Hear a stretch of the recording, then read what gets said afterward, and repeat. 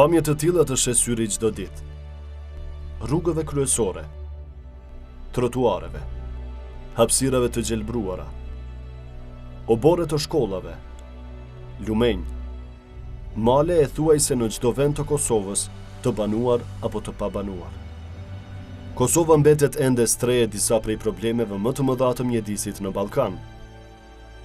Zhvillimi tanishëm ekonomik i Kosovës ka përparësi më shumë se çështjet e mjedisit, ndërkohë që duhet të kuptojmë që ky zhvillim nuk mund të jetë i qëndrueshëm nëse nuk parashikon hapësira për mbrojtjen dhe ruajtjen e mjedisit.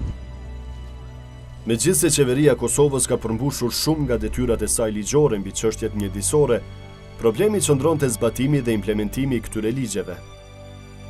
Madje qeveria jon ka dhe strategji për menaxhimin e mbeturinave për deri në vitin 2022, por jo edhe politika të mirëfillta profesionale për mjedisin dhe problemi rreth kësaj çështje nuk po trajtohet seriozisht.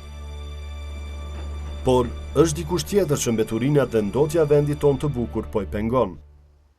Një grup vullnetmirësh me pak para ka 4 vite që po mbledhin forcat dhe po trokasin në derën e çdo institucioni për të kujdesur për mjedisin. Është iniciativa Ta pastrojmë Kosovën e cila po trajton me seriozitet këtë çështje. Iniciativa Ta pastrojmë Kosovën është iniciativë qytetare e cila merret me aktivitete që kanë të bëjnë me ruajtjen dhe mbrojtjen e mjedisit në Kosovë, adresimin e problemeve mjedisore dhe organizimin e qytetarëve për aksione të pastrimit si dhe organizimin e aksionit të pastrimit të tërë Kosovës gjatë muajit maj.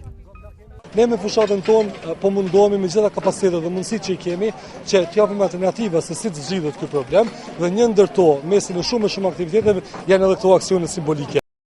Ta pastrojmë Kosovën është pjesë e lëvizjes globale Let's Do It World, e cila është e pranishme në 107 shtete në mbar botën. E filluar në vitin 2008 në Estoni dhe e përhapur shumë shpejt në tërë botën, kjo iniciativë u realizua me shumë sukses për 2 vite me radhë edhe në Kosovë më 24 maj 2012 dhe 2013 dhe po ashtu edhe në 2014 dhe 2015 ku pjesë aksioneve të mëdha u bën mbi 200.000 qytetarë dhe u larguan mbi 20.000 tonë mbeturina, duke bërë Kosovën një ndër vendet me organizimin më të mirë të fushatës.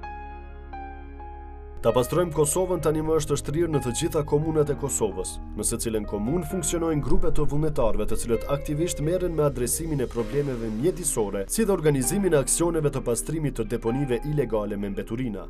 Përpos aktiviteteve të rregullta, grupet lokale në koordinim me ekipën qendrore merren me organizimin e fushatës dhe aksionit tradicional të pastrimit të Kosovës në çdo 24 maj.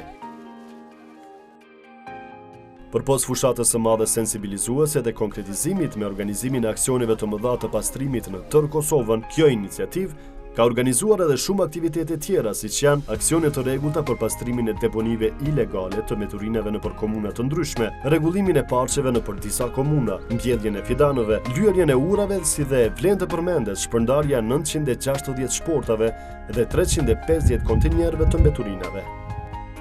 Ta pastrojmë Kosovën në bashkëpunim me Asociacionin e Gazetarëve të Kosovës, organizuan edhe trajnime për gazetarët, duke bërë të mundshëm që edhe gazetarët të kenë një bazë sa i përket njohurive për raportimin për mjedisin. Mirëpo, duke u bazuar në nevojat e Kosovës në përgjithësi dhe të gjendjes së mjedisit në Kosovë dhe në rezultatet e fushatës dhe inkurajimit dhe sugjerimeve të disa institucioneve vendore dhe ndërkombëtare, është vlerësuar si arsyeshme që aktivitetet e nismës Ta pastrojmë Kosovën të vazhdojnë me aktivitete mjedisore gjatë tërë vitit e jo vetëm me datën 24 maj. Kështu veprua edhe në këtë vit.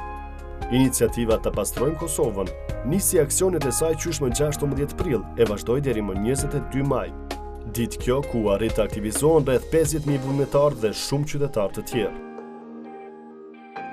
Aksioni nis me pastrimin e një pjese shumë të vlefshme të qytetit të Prizrenit. Në ditën kur edhe u shënua dita botërore e trashëgimisë kulturore, vullnetarët e iniciativës, bashkë me Departamentin e Trashëgimisë në Ministrinë e Kulturës, Drejtorinë e Shërbimeve Publike të Komunës së Prizrenit dhe shumë organizata e nxënës të shkollave fillore e të mesme pastruan kalan e bukur të Prizrenit.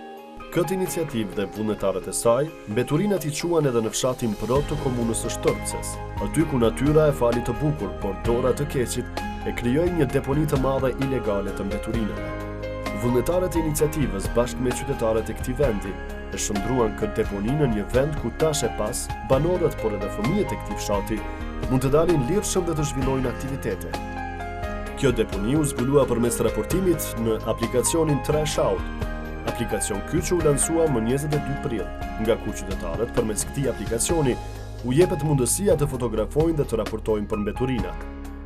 Me këtë aplikacion, iniciativa po synon po ashtu që të krijojë një bazë të dhënave të mbeturinave në Kosovë, e po ashtu të bëhet edhe vetëdijësimi i qytetarëve për kujdesin dhe ruajtjen e mjedisit. Përveç kësaj, iniciativa të pastrojnë Kosovën po synon edhe të bëjë ndërgjegjësimin e institucioneve që të krijojnë politika më të mirëfillta për mjedisin në Kosovë. Aplikacioni u lansua për nder të ditës së tokës, ndërsa koordinatori i kësaj iniciative, Luan Hasanaj, tha me këtë rast se qëllimi i këtij aktiviteti është që qytetarët vullnetarisht të identifikojnë vendet me mbeturina kudo që janë në Kosovë dhe pastaj bashkarisht me këtë iniciativë ta përcaktojnë volumin e sasisë së këtyre mbeturinave dhe rrezikshmërinë që e paraqesin ato për qytetarët. Këtë vit aktiviteti jon kryesor është krijimi i një baze të dhënave të mbeturinave në Kosovë. Pra kjo do të filloj që nga sot, është mbështetur nga organizata gjermane GIZ dhe brenda një muaj synojmë ta krijojmë bazën e dhënave të mbeturinave në Kosovë.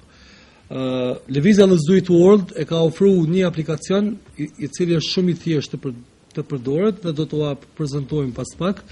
Dhe përmes tij grupi vullnetarëve ta pastrojmë Kosovën, mirë po edhe qytetarët të vullnetit mirë ne i ftojmë që ta përdorin këtë aplikacion, të na ndihmojnë edhe neve që në fund të këtij procesi ta kemi një pasqyrë të qartë të bazuar në fotografi dhe në të dhëna të sakta, në mënyrë që t'i ofrojmë komunave një bazë të saktë të dhënave se ku gjenden mbeturinat. Për problemin e mbeturinave, Hasanaj përveç institucioneve fajson edhe qytetarët për pakujdesin që po tregojnë, por sipas tij, institucionet janë ato që duhet të marrin hapin e parë përmes implementimit të ligjit që ky problem të zgjidhet.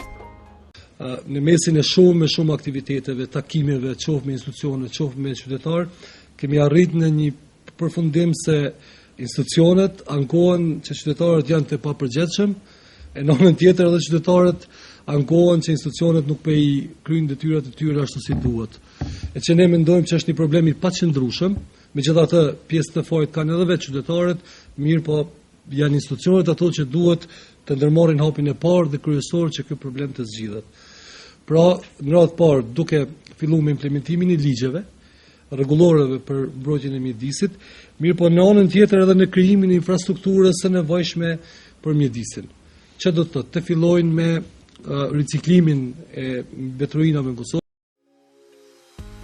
Por, çfarë thonë institucionet gjatë këtyre ditëve? Si çdo vit premtimet u dhanë edhe kësaj here që institucionet do të kenë prioritet mjedisin, e sidomos Ministria e Mjedisit dhe Planifikimit Hapësinor, e cila mban barën kryesore për një Kosovë të pastër. Në ditën kur iniciativa mori hapat për pastrimin e vendit, dorëzat i vuri edhe i pari ministrisë, Ferid Agani. Ai nisi të mbledh mbeturina dhe pranonte se Kosova është e ndotur. Agani dha disa deklarata për media ku me çrast kërkoi që mjedisi të ruhet ashtu si qytetarët e ruajnë shtëpinë e tyre. Është një thënie se mjedisi është pasqyra jonë. Unë jam thellë i bindur që fytyra jonë nuk është kjo që po e shohim përreth. Dhe përfundimisht duhet bërë atë që e bëjmë çdo njeri në mjedisin ku jetojnë, në familjet tona, ta ruajmë mjedisin ashtu si ruajmë shtëpitë tona. Kjo sot që po e shohim është një dëshmi e fuqisë së qytetarisë së Kosovës, rinjisë së Kosovës, dhe kjo më bën shumë optimist që në periudhën e ardhshme kjo të jetë vetëm dita e parë e këtij aksioni që ta pastrojmë Kosovën në mënyrë më të bukur dhe ta kemi shtetin tonë ashtu siç kemi vetë dhe siç i kemi familjet tona. Mbështetje këtij aksioni dhanë edhe trupat e forcave të sigurisë së Kosovës, të cilët nuk kursyen makinerinë e tyre për mbeturinat e rënda. E Komuna Prishtinës ishte tjetër institucion që kontriboi në këtë çështje. Xhelal Sveçla, krye inspektor, dhe Libur Naliu, drejtori i urbanizmit, ishin dy zyrtarët e kësaj komune që edhe fizikisht e mbështetën aksionin. Edhe Sveçla, ashtu si ministri i mjedisit Agani, u zotua se pastrimi i qytetit nuk do të ndalet vetëm në një ditë dhe se nuk do të lejojnë që të ndotet mjedisi. Ne kemi dashur që të shfrytëzojmë këtë datë, domethënë ditën e Evropës, që me punë të mundohemi sa do pak të përngjajmë Evropës dhe të afrohemi Evropës. Po ashtu, t'japim edhe një mesazh për të gjitha ata keqbërësit, të cilët po shkelin çdo normë njerëzore, po shkelin të gjitha ligjet dhe rregullore duke ndotë ambientin, që ambienti nuk bën të ndotet dhe po ashtu ne nuk do të lejojmë që ambienti të ndotet. Një mbështetje këtij aksioni ka dhënë edhe Posta dhe Telekomunikacioni i Kosovës. Kryeshefi i këtij institucioni, Agron Mustafa, thotë se PTK gjithmonë përkrah iniciativa të tilla, të cilat sipas Mustafës janë të jashtëzakonshme. Një pjesë të hyrave të cilat ne realizojmë nga shitja e produkteve tona, atë pjesë të hyrave të cilën ne dëshirojmë dhe shohim të arsyeshme të shpërndajmë së bashku me komunitetin dhe aty ku ne e vlerësojmë që është e domosdoshme që të përkrahen iniciativat të tilla, e cila sikur kjo të pastrojnë Kosovën, e cila ishte një iniciativë jashtëzakonisht e mirë, që edhe vala të jetë prezent dhe këtë pjesën të cilën ne apo një pjesë cilën e marrëmi për vetë konsumatorëve të drejtojmë për çështje apo për të mira të përgjithshme të vendin tonë. Ky sukses nuk do të arrijej pa përkrahjen e një numri të konsiderueshëm të vullnetarëve. Ata madje janë shtylla kryesore e suksesit të këtij aksioni. Këta vullnetarë që në numër ishin rreth 50.000, arritën që bashkë me të angazhuarit tjerë të pastrojnë 86 deponi të mbeturinave. E ky angazhim padyshim që u cilësua si shumë i suksesshëm, por jo në mas të duhur, pasi që qytetarët vazhdojnë ta cilësojnë iniciativën si një kompani pastrimi. Megjithatë, ky aksion është shënuar në të gjitha komunat e Kosovës, por koordinatori i kësaj lëvizje, Luan Hasanaj, kërkon përgjegjësi më të madhe. Paraprakisht kisha me i falenderu të gjithë ata që i kanë ndihmu aksionit tonë, të gjithë mbështetësit që e kanë bërë të mundur realizimin e një fushate më të vërtet të madhe që qytetarët tonë t'i bëjmë të vetëdijshëm që duhet të kujdesemi për mjedisin, po njëkohësisht edhe institucionet t'ju tregojmë që ka qytetari aktive këtu dhe të bëhen më të përgjithshëm në raport me politikat mjedisore, mirë po edhe me ndërmarrjet e pastrimit që t'i kryejnë detyrat më mirë se sa që është situata reale. Aksioni 22 majit i kushtoi iniciativës vetëm 12.000 euro. Edhe pse me kaq pak para, aksionet e tilla nuk do të ndalen. Iniciativa të pastrojmë Kosovën me mbështetje apo pa, do të vazhdojmë me aksione edhe në muajt në vazhdim. Planet e kësaj iniciative janë të mëdha dhe deri në pastrimin e vendit nuk do të ndalen.